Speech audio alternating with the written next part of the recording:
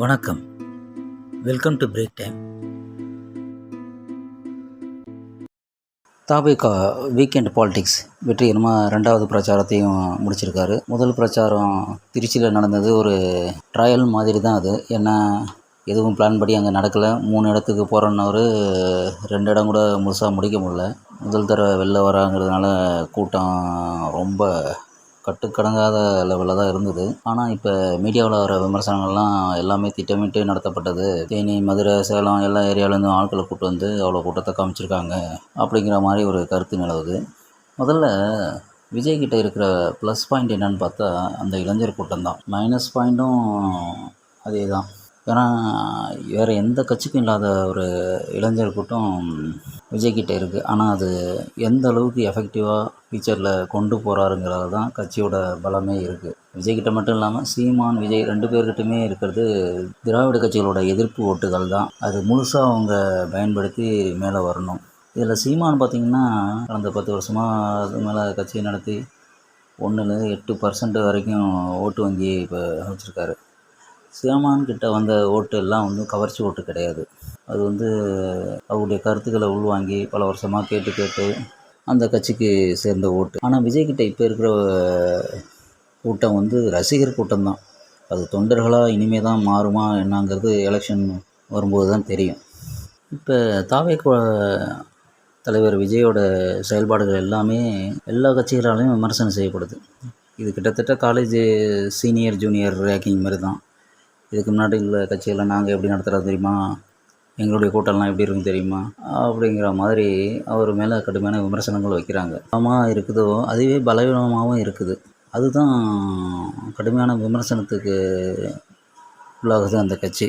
இளைஞர்கள் கூட்டம் அது ஒழுங்குபடுத்தப்படாத ஒரு கூட்டமாக இருக்குது. தற்கொலை கூட்டம்னு சொல்லி உண்மையாகவே தற்கொலை ஆக்கிடுவானுங்க போல இருக்குது. ஏன்னா இவங்க நடந்துக்கிறதும் அப்படி தான் இருக்குது. திருச்சி ஏர்போர்ட்டுக்கு இறங்கி பரப்புரைக்கு வரேன்ட்டார்.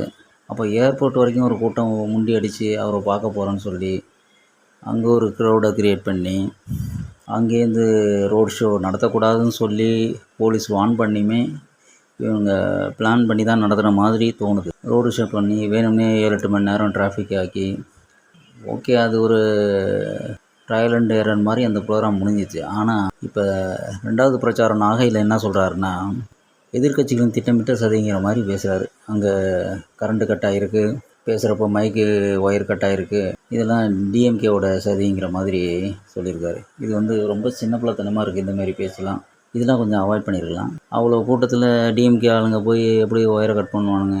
அதனால் இந்த மாதிரி பேச்செல்லாம் விட்டு கொஞ்சம் ஆக்கப்பூர்வமாக பேசினா நல்லாயிருக்கும். 2வது, ஒவ்வொரு தொகுதிக்கும் பிரச்சாரத்துக்கு வரும்போது கேஸ் ஸ்டடின்னு சொல்லுவாங்க. அதை பற்றி ஒரு டீட்டெயிலிங் நல்லா படிச்சுட்டு அதை உள்வாங்கிட்டு ஒரு சில விஷயங்களை பார்க்காம பேசுனா நல்லாயிருக்கும். அதுக்காக பேப்பரே எடுக்கக்கூடாது அப்படின்னு சொல்லலை. சின்ன சின்ன ஹிண்ட்ஸ் வச்சுட்டு கூட நீங்கள் அதை வச்சு சொன்னால் நல்லாயிருக்கும்.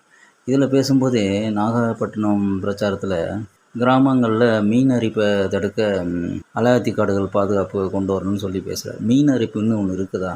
அது வாய்க்குளறி பேசினாரா இல்லை எழுதி கொடுத்ததை அப்படியே படித்தாரா அப்படிங்கிற டவுட் இருக்குது. இப்போ என்ன விஷயம்னா, அந்த மக்கள் பிரச்சனையை உள்வாங்கி மனசில் ஆழமாக உள்வாங்கி உண்மையிலே இந்த ஏரியாவில் இவ்வளோ பிரச்சனை இருக்குப்பா, எங்களுக்கு ஏதாவது செய்யணும் அப்படிங்கிற எண்ணத்தோடு வரும்போது அது ஆட்டோமேட்டிக்காக கரெக்டாக வரும். பேப்பரில் போய் இருக்கிறத படித்து சொல்லும்போது இந்த மாதிரி தவறுகள் நடக்கும். 2வது, அது கேட்கும்போது என்ன இவ்வளோ விஷயத்தை தெரியாமலே பேசுகிறாரு, அப்போ உண்மையிலே இவருக்கு புரிஞ்சிருக்கா அப்படிங்கிற ஒரு மேம்போக்குத்தனமாக பேசுகிறாரு அப்படிங்கிற எண்ணம் வந்துடும். இதெல்லாம் கொஞ்சம் தவிர்த்து அடுத்த தடவையாவது ஒவ்வொரு ஏரியாவுக்கு போகும்போதும் அந்த டீட்டெயிலிங்கை தெரிஞ்சுக்கிட்டு பேசுனா நல்லது.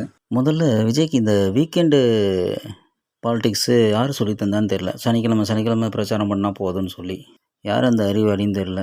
இந்த கட்சியை பார்ட் டைம் ப்ரோக்ராம் மாதிரி தெரியுது. இன்னும் 234 தொகுதிக்கும் வேட்பாளர் யாருன்னு சொல்லலை. அந்த வேலை இருக்குது. அவங்களெல்லாம் அறிமுகப்படுத்தணும். அப்படி 234 தொகுதிக்கும் பிரச்சாரம் போகும்போது 234 தொகுதிக்கும் விஜயே போய் பேசுவாரா, இல்லை குறிப்பிட்ட தொகுதிக்கு மட்டும் போய் பேசுவாரா? அப்படி 4 இடத்துக்கு போய்ட்டு 4 இடத்துக்கு போகலன்னா, போகாத இடத்துக்கெல்லாம் ஆளுங்க ஒழுங்காக வேலை செய்ய மாட்டாங்க. அப்படின்னா எல்லா இடத்துக்கும் நம்மளே இப்போ போய் அறிமுகப்படுத்திட்டு வந்தால் தானே நல்லாயிருக்கும்.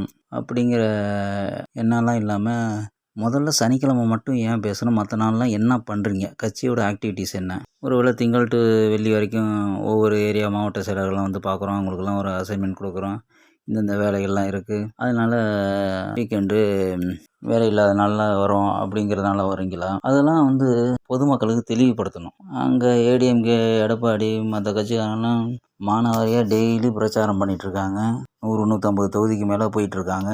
இவர் அசால்ட்டாக வாரத்துக்கு ஒரு நாள் மட்டும் வந்துட்டு பிரச்சாரத்தை பண்ணிவிட்டு, அதுலேயும் எங்களுக்கு ஏடிஎம்கே அதுதான் ஏடிஎம்கேலாம் ஒரு ஆள் இல்லை, டிஎம்கே மட்டும்தான் எதிரி, டைரெக்டாக சிஎம் தான், அதுவும் 6 முறை ஜெயித்த ஒரு எதிர்கட்சி இது ஆளுங்கட்சியை எடுத்த உடனே டைரக்ட் அட்டாக் பண்ணி மேலே வரேன்னு சொல்கிறதெல்லாம் திருப்புள்ளத்தனமாக தான் இருக்குது. டிஎம்கே எல்லாத்தையும் தான் பார்த்துட்ருக்கு.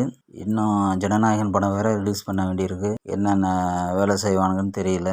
திருச்சிக்கு வந்த கூட்டத்தை பார்க்கும்போது நாகப்பட்டினம், திருவாரூர்லாம் கூட்டம் கம்மி தான். நாகப்பட்டினத்தில் பார்க்கும்போது ரொம்பவே கம்மியாக தான் இருந்தது கூட்டம். அது ரோடு சின்ன ரோடு, ஏரியா சின்னதாக இருந்ததுனால கூட இருக்கலாம். இருந்தாலும் அடுத்தடுத்த பிரச்சாரத்தில் தான் தெரியும் கூட்டம் எப்படி போகுதுன்னு.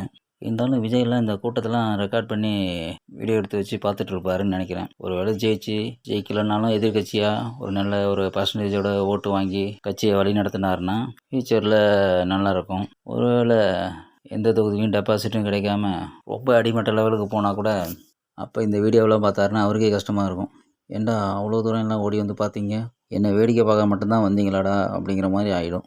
எதுவாக இருந்தாலும் எலெக்ஷன் முடிஞ்சு தான் தெரியும் யாருக்கு எவ்வளோ ஓட் பர்சன்டேஜ்னு. முதல்ல விஜய்க்கு ஒரு வேண்டுகோள் என்னென்னா, உங்கள் தொகுதி உங்கள் கட்சி ஆளுங்களை ஒவ்வொரு தொகுதியிலையும் குறைஞ்சது ஒரு 1-2 பேராவது நல்ல பேச்சாளர்களாக பார்த்து பேச வைங்க. நீங்கள் பேசுகிறதே ஒரு 10 நிமிஷம் 15 நிமிஷம் தான் பேசுகிறீங்க. அதுக்காக மக்கள் ஒரு நாள் ஃபுல்லுக்கு வெயிட் பண்ணி உங்களை பார்க்கணுன்னு நிற்கிறாங்க. அவங்கள என்கேஜ் பண்ணுறதுக்காகவாவது நீங்கள் வர வரைக்கும் பேசுகிறதுக்கு ஒரு ஆளை போட்டு எங்கள் கட்சி அதை செய்வோம் இதை செய்வோன்னு ஏதாவது ஒன்று சொல்லிகிட்டு இருந்தீங்கன்னா அதை கேட்டாலாவது கொஞ்சம் மக்களுக்கு வந்து டைம் பாஸ் ஆகும். வெறும் ஒரு 10 நிமிஷம் 15 நிமிஷம் பேசுகிறதுக்காக என்ன தாவேகால இது வரைக்குமே விஜயை தவிர யாரும் முன்னிறுத்தப்படலை. அந்த கட்சியில் தெரிஞ்ச ஆளுங்கன்னா 2-3 பேர் தான். விஜய்க்கு அப்புறம் புஷி ஆனந்து, ஆதவ் அர்ஜுனா. விஜயே சொன்னார்னும் புஷி ஆனந்தெல்லாம் ஒரு தொகுதியில் நிற்க வச்சா ஓட்டே விழுவாது. ஏன்னா அவரோட ஃபேஸ் கட் அப்படி. அதனால விஜய் நிறுத்துகிற ஆளுங்கள்லாம் ரொம்ப முக்கியம். இப்போ எல்லாருக்குமே விஜய் ரசிகர்களுக்குமே ஆர்வமாக தான் இருக்கும் ஆனால் ஓட்டு போட்டு ஜெயிக்க வைக்கணும்னு. ஆனால் ஒவ்வொரு தொகுதிக்காக நீங்கள் ஆளை நிறுத்தும் போது தான் அப்போ அந்த உள்ளூர் மக்கள் யோசிப்பானுங்க. அந்த ஊர் மக்களுக்கு தான் நீங்கள் நிறுத்த போகிற ஆளோட உண்மையான பேக்ரவுண்டெல்லாம் தெரியும். அதெல்லாம் நீங்கள் கொஞ்சம் கேஸ் ஸ்டடி பண்ணி ஃப்யூச்சரில் யாரை நிறுத்தினா நமக்கு செல்வாக்கு கிடைக்கும், ஓட்டு கிடைக்கும் அப்படிங்கிறதெல்லாம் நிறைய பேர் கிரவுண்ட் ஒர்க் பண்ணி தான் நீங்கள் பண்ணணும். இந்த மாதிரி வீக்லி 1 டே மட்டும் பிரச்சாரம் பண்ணிவிட்டு மற்ற நாள்லாம் ரெஸ்ட் எடுத்தால் வேலைக்கு ஆகாது. ஒன்ஸ் அரசியலுக்குன்னு இறங்காச்சுன்னா டெய்லி மக்கள்கிட்ட முகத்தை காமிச்சிக்கிட்டே இருந்தால் தான் அது பதியும். இன்னும் சினிமா ஆக்டருங்கிற நினைப்பிலே இருக்கக்கூடாது. நீங்கள் இனிமேல் பொலிட்டிஷியன் ஆகிட்டீங்க. அதனால் வந்து அந்த கவர்ச்சி பிம்பம்லாம் உடஞ்சி ரியாலிட்டிக்கு வரணும். உங்கள் ரசிகர்கள்லாம் டெய்லி உங்களை பார்த்து அதுக்கப்புறம் தான் உங்கள் பேச்சை உள்வாங்குவாங்க. அதுக்கப்புறம் உங்கள் கொள்கை கோட்பாடெல்லாம் அவங்க மண்டைக்கு ஏறும். இப்போ எல்லாம் உங்கள் ரசிகர்கள்லாம் உங்களை ஸ்டாராக தான் பார்த்துட்ருக்காங்க எனக்கு தெரிஞ்சு இது வரைக்குமே. நீங்கள் முழுமையான அரசியல் தலைவராக மாறினா தான் அவனுங்களும் முழுமையான தொண்டர்களாக மாறுவாங்க. இந்த சேனல் பிடிச்சிருந்தா மறக்காமல் லைக் பண்ணுங்கள், கமெண்ட் பண்ணுங்கள், ஷேர் பண்ணுங்கள், சப்ஸ்கிரைப் பண்ணுங்கள். தேங்க்ஸ்.